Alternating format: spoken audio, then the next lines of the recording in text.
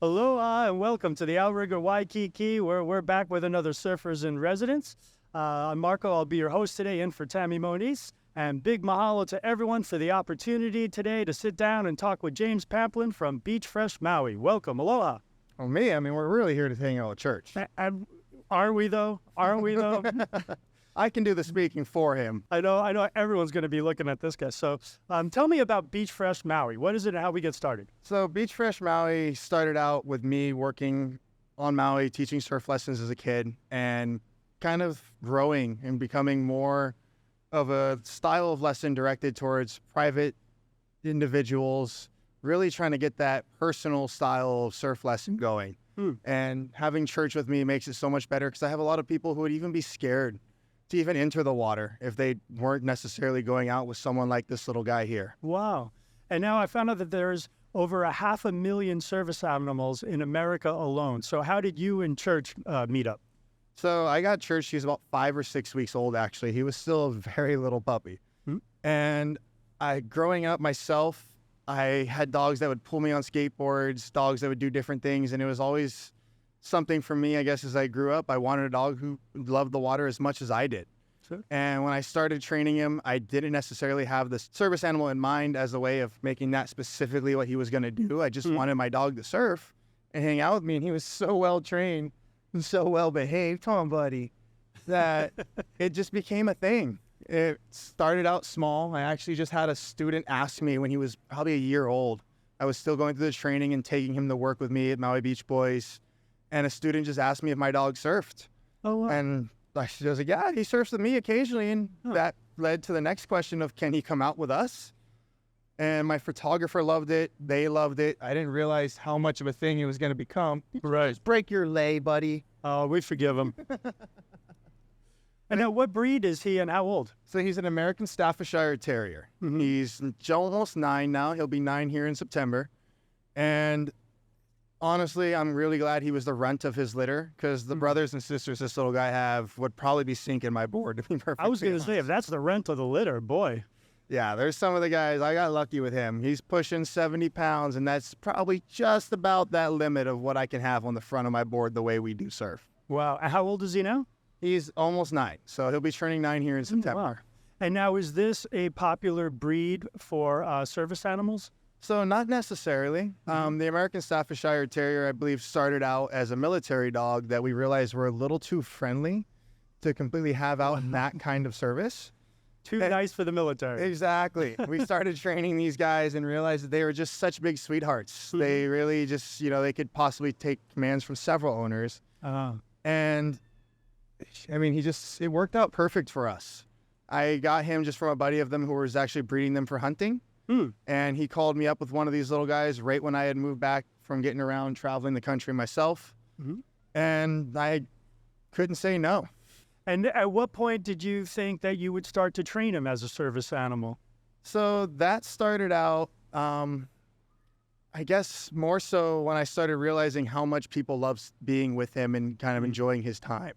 It started out with doing the emotional support and the therapy animal kind of run around. I wanted to be able to travel. I wanted to be able to live places and have him. And a lot of renters, especially in Hawaii, you have people who aren't necessarily, they're a little cautious to rent to people with dogs and things like that. So by going through the training and doing it properly in the beginning, I felt that I took a little bit of that mindset and eased it for people. Of course. And then it just led to something much bigger.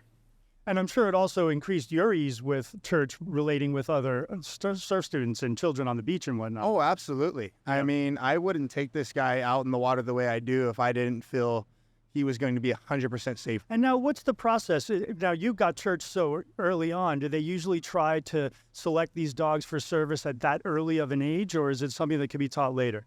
The training with the service animal is actually quite interesting. It's not necessarily required for anyone specifically to train your dog. Okay. And there's several different aspects in which they can be of service to different people, whether it's emotional service, psychiatric service, physical service with sightseeing dogs, and things along those lines.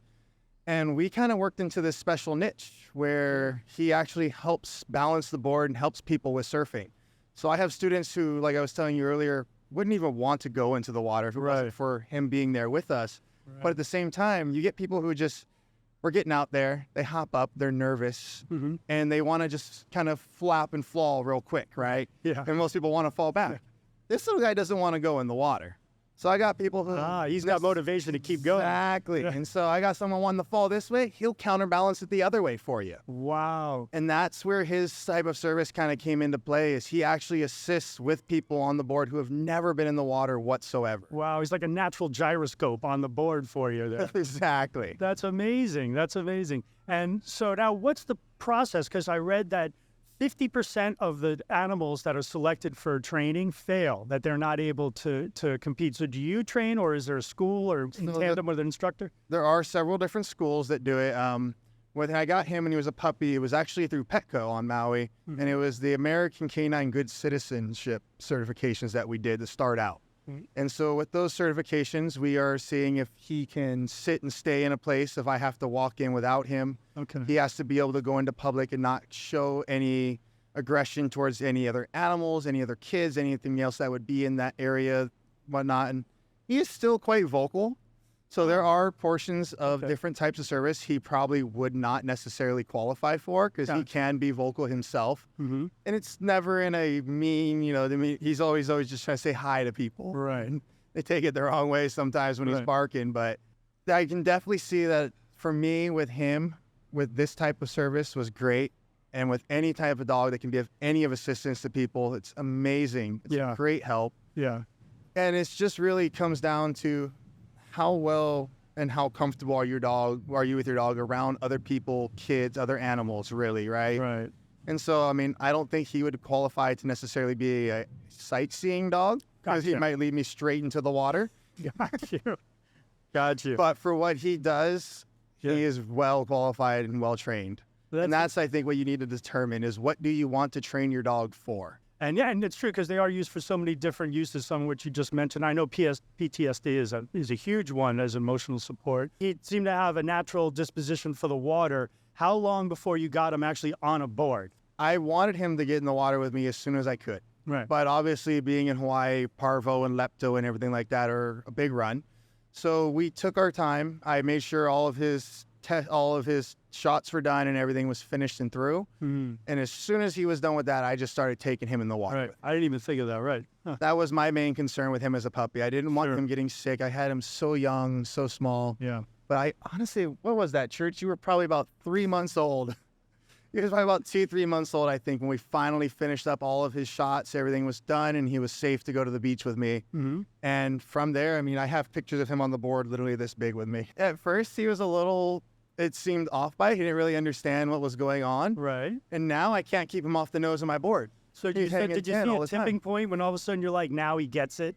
It honestly happened a lot quicker than I thought it would. Right. I was thinking it was going to be something that might take weeks, months, a long time. And I remember taking him down to the beach and walking him out into the water, and he ran back to the beach right away.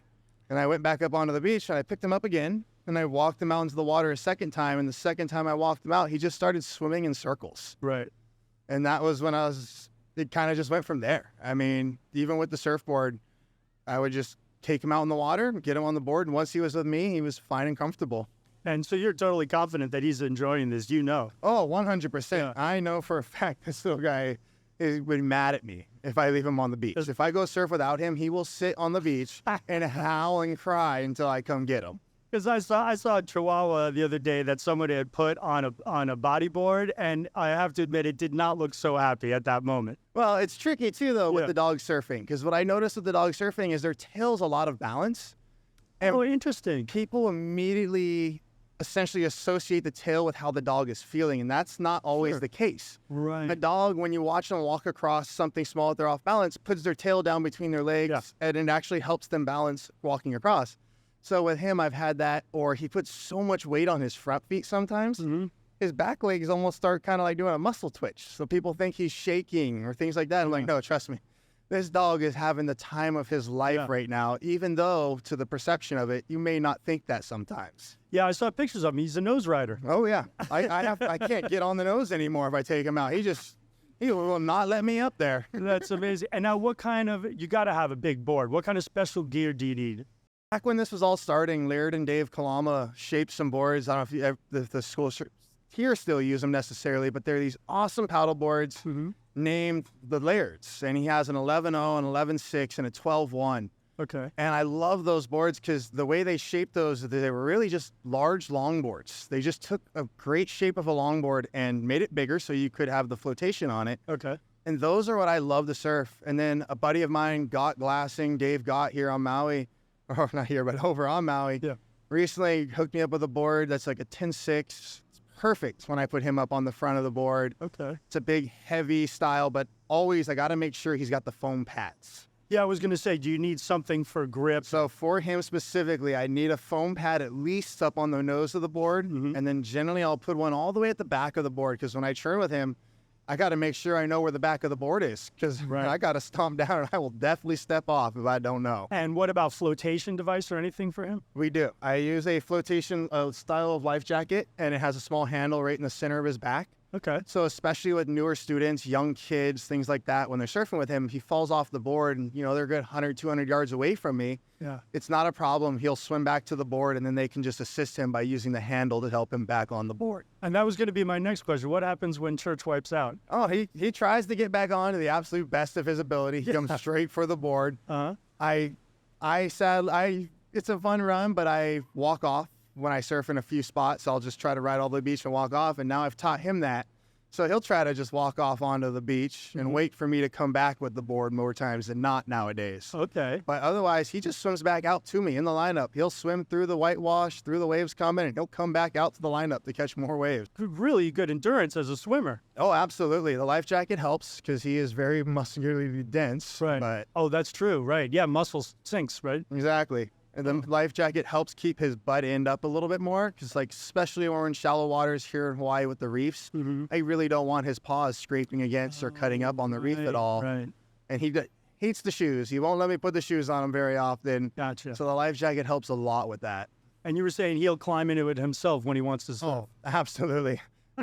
I start playing with it. I'll put it down. As soon as he knows what's going on, he'll come put his head in it and get ready. And he knows once the life jacket goes on, we're going surfing. And he doesn't want to wear shoes. It fits in perfectly over here. Can he surf by himself? He can. I mean, obviously, I still have to do the catching the wave part for him. Sure, he needs a little help.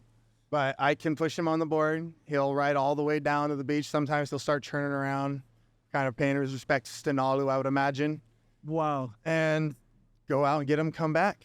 So now is he going to be competing this week with Ocean Fest? We are. So we're competing on Tuesday morning. We're doing all day Tuesday with him, essentially going to the dogs for this little guy. Nice. Raising Cane's sponsoring the whole event. And I was really happy to hear that they're donating their proceeds to everything going on back home in Maui for it's been happening, I guess. Of course, the tragedy, our heart and prayers go to Maui. And I know that you were boots on the ground over there helping out. Doing what we could.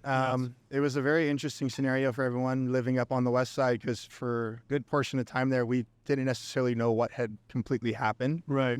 And we're still just getting bits and pieces of it. But the one thing I think the world is in awe of is your community's ability to rally and organize almost overnight, even without cell phones and internet. I'm getting goosebumps even just thinking about how great the community has been. I never saw anything like it in my life. It makes me want to tear up, to be perfectly honest. Which is very, very reasonable. So, People have been great. Yeah. I got to say, it's like nothing I've never seen before because without the way the community's come together, thousands of people would be without any kind of support right now. It's amazing that it was from grassroots, just from the ground up, just neighbors helping neighbors, and the efficiency and professionalism that they were able to execute. I mean, I saw somebody with basically a makeshift Costco in their backyard. I mean, it's really amazing. The concert for last night at the Bishop Museum was inspiring, and I know there's going to be more like that. And it's a wonderful time to have a service animal in your life and to have someone to help with stress and emotional trauma, which the town will be going through for years to come. So in the meantime, we've got competitions this week. And when's the next set of lessons coming up? Because I'm very curious about how he reacts with his students, your students, of course. So it'll be the three of you on the board at the same time, yeah? So it depends on what we have going on. There are times, especially with the younger kids, that have a harder time paddling these bigger boards that, yes, I do take the back. There are times where I've even had 2-3 kids on the board and I just kind of kick off the back and use my fins to push it in for them. But really, it's just a matter of what kind of scenario we're in, what the needs of the person trying to learn how to surf are. Yeah. And for us, I currently have canceled all surf lessons on our end just because of how affected everyone is up in Lahaina. Of course. Where we teach, I don't want people currently trying to drive up and really that don't need to be up there. Right. But once we get back home, I do plan on trying to reorganize and restructure my lessons to possibly go back down to the Kihei side of the island, which is still open. South Maui is completely open to all tourism still.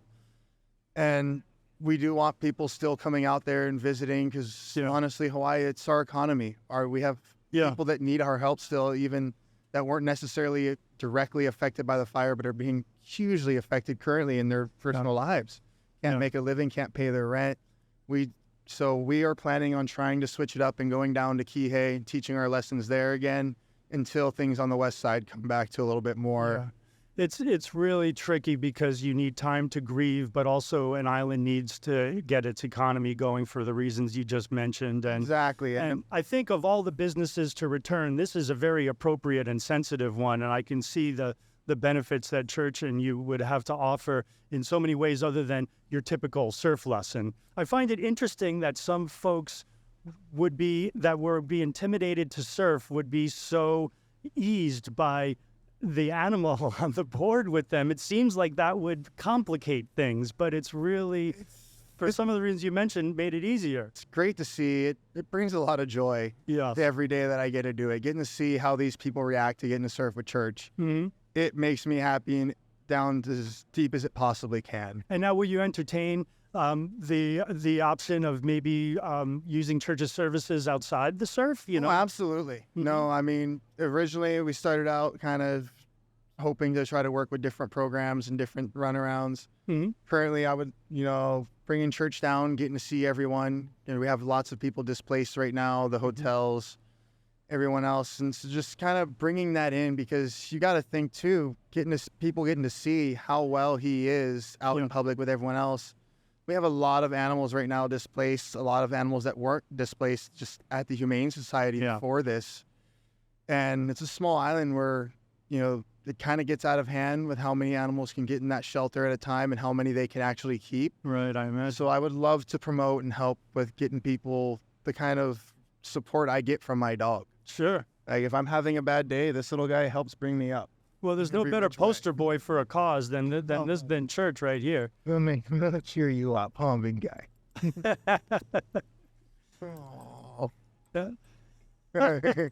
Now, if that doesn't turn a mood around on a dime, I don't know what does. Now, you brought up something, though, that I really want to touch on is the service animals in the community. So how do most people react to church? Are they cautious or curious? Well, I have the vest for him when he's in, like when we fly and things like that. Ask the pet, and people are very respectful of it. They are good. They are very, very respectful, and I appreciate that because it is not easy sometimes to go out the dog train like this and keep him in his mode of training. Sure. Especially when people start trying to distract them. Yes. But the second I put the aloha shirt on him, everyone just wants to say hi. Yeah, that's just mean. You can't put an aloha shirt on a dog and ask kids not to interact with it. Exactly. And everyone here has been so great. And everyone's been really welcoming the church. And everyone loves getting to see him. So. And now what about businesses? Because I know that they're supposed to be supportive and understanding, but maybe some see it as a burden. What's your experience with that? He is a very good dog himself. And generally, if I see another dog out and about, someone has their service animal with them, I generally just try to keep my space myself just out of respect because these dogs, they are still dogs, even though they are extremely well trained. They still can get on a run. That was my next question. Once a dog goes through so much training to temper those instincts, how does he react with other dogs? Can he still be a good old dog? He's still a good old dog.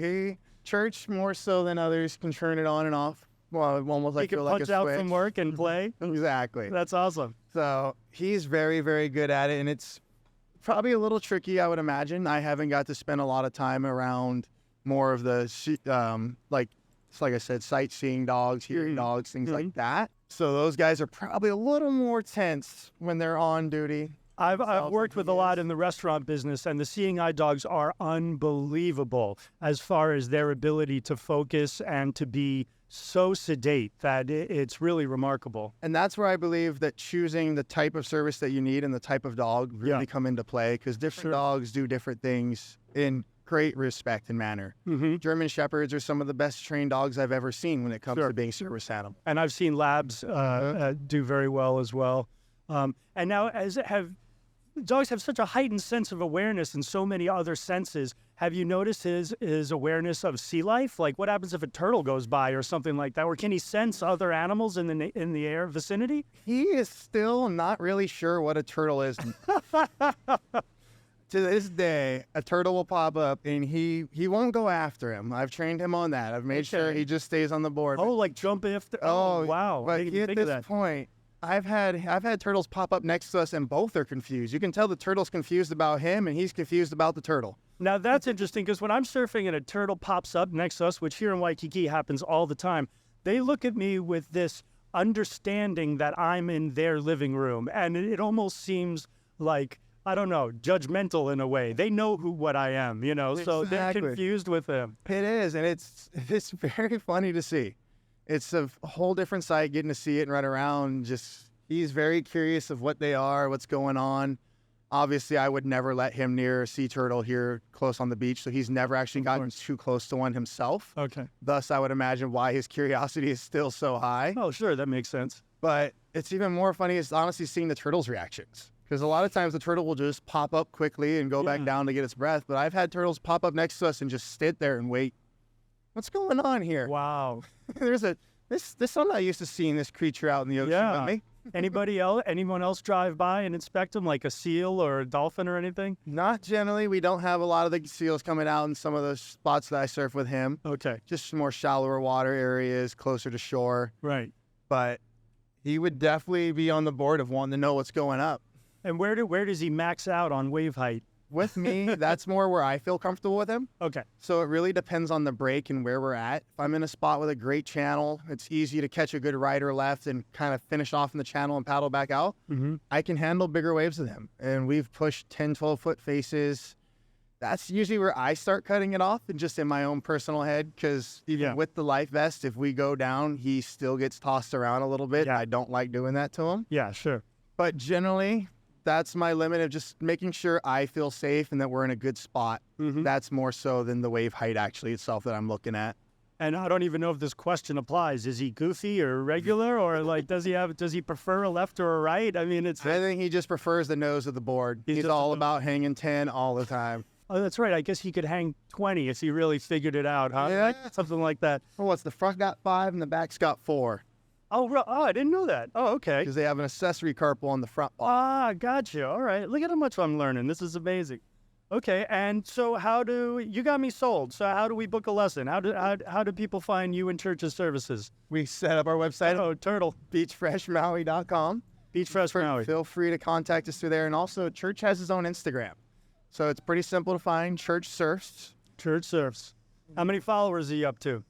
I want to say a couple thousand. Any sponsors yet? No sponsors, just some friends here and there and throw some run-arounds, but we keep it pretty mellow ourselves. I'm still a working guy myself, so we just try to find our time, get in the water, enjoy the ocean as much as we really can. Wow. And I feel that's something that I love teaching with him, is because how much surfing has brought to me over my life. Yes. It's been one of the few constants that's kept me in a good place.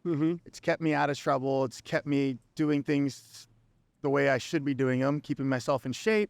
Sure. And keeping myself alert.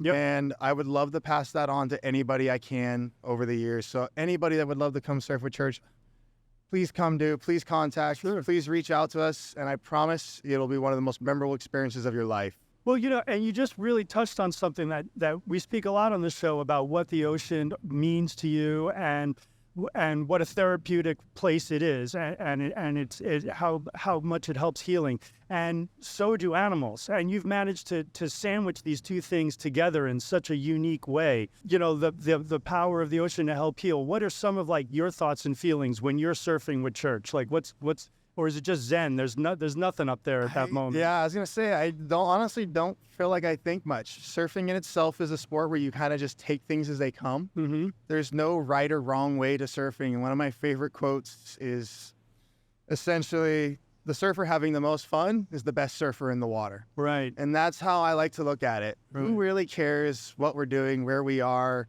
We're just really to be in that moment, trying to enjoy ourselves and it's been a constant, like I said. For me, I got lucky enough to grow up and be born and raised here in Hawaii. And so that constant for me is something that a lot of people don't necessarily have the option or have the opportunity to be part of. They do not. Right on. Well, thank you guys for taking the time to join us. I wish him good in his competition, and I know that people who do take you up on your offer and come down for a James and Church surf experience are going to have a memorable one. Yeah, we will actually be here in Waikiki till Wednesday afternoon. So Wednesday morning, if anybody really wants to come down, we are going to do a quick surf here in the morning. Okay. So you guys see us out in the water and you want to jump on the board with Church, feel free to ask. I will gladly put him on the board with you and let you guys catch your ride with him. And if you're looking to catch up with them in the last minute, like, because we're talking just within a few days, on their website, I noticed a phone number, email, a variety of ways to reach out to you directly. And those are all my direct contact. I love it. No systems or red tape. No red Keep it tape. really simple. It's just him and I don't like getting outside of my own means. So I love it. But once again, it's Beach Fresh Maui. Instagram is Church Surfs. And you can reach out and book a surf session with James and Church, who are having a love moment right now. So I'm going to try to say goodbye, but I don't want to interrupt this bromance.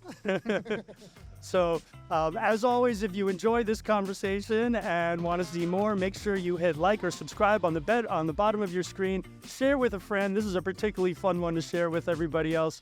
And in the meantime, mahalo for watching and aloha.